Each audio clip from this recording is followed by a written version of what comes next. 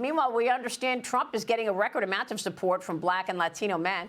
A new Gen Forward poll finds 26% of Black men between the ages of 18 and 40 say they would vote for Trump.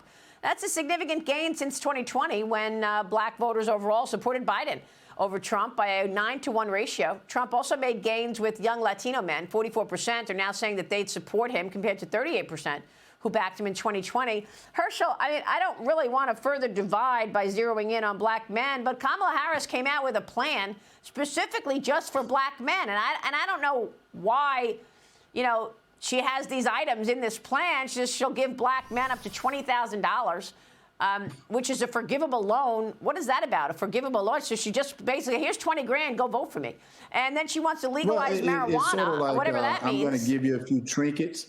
And that's what is so upsetting, and I compare that to what she was going to do for the Latino men. And she was giving them jobs, and she was giving the Black men trinkets, and then wanted to talk about marijuana. And I think that's what is so sad. As a Black man, I want an education. And, I was back at the University of Georgia when this border, because this border being wide open at Lake and Raleigh, was brutally murdered. And it devastated that campus. And we want safe streets just like everyone else.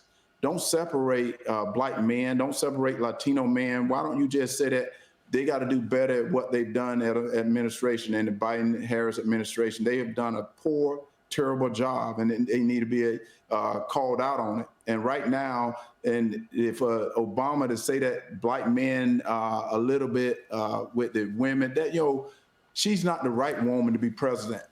It's got nothing to do with women. She's not the right one to be president. I think, and I said this many times, and I'm glad that she's with President Trump. I think Nikki Haley would have been a great president. Just that President Trump was there running as well. So that was two strong candidates for the Republican side, with Ms. Haley and also with President Trump. And President Trump happened to win.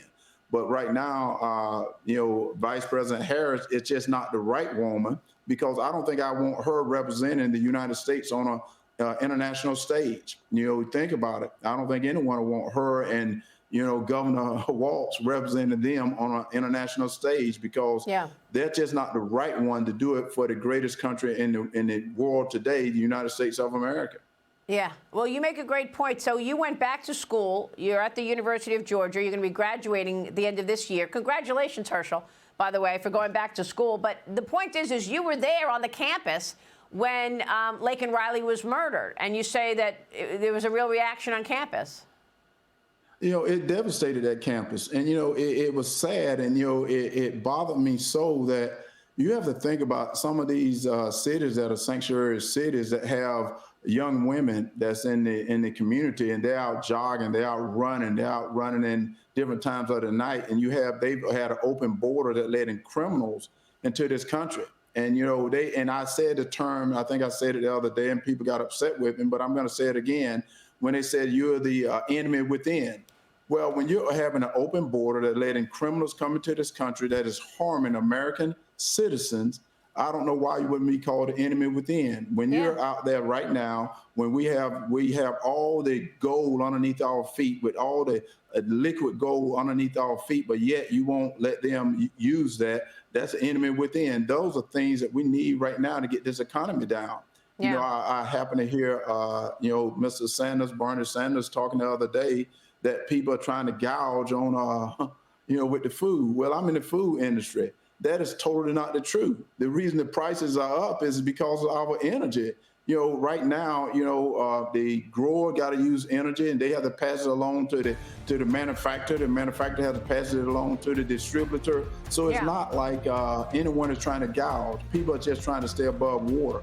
And that's what is happening right now because of their terrible policies. Yeah, and thank you for mentioning that. You're actually in the business, and we know that these are very tight margins. You're living it with your food business. Herschel, it's always a pleasure to talk with you. Thanks so much for being here this morning. We so appreciate it. Thank you, and God bless. God bless you. Herschel Walker.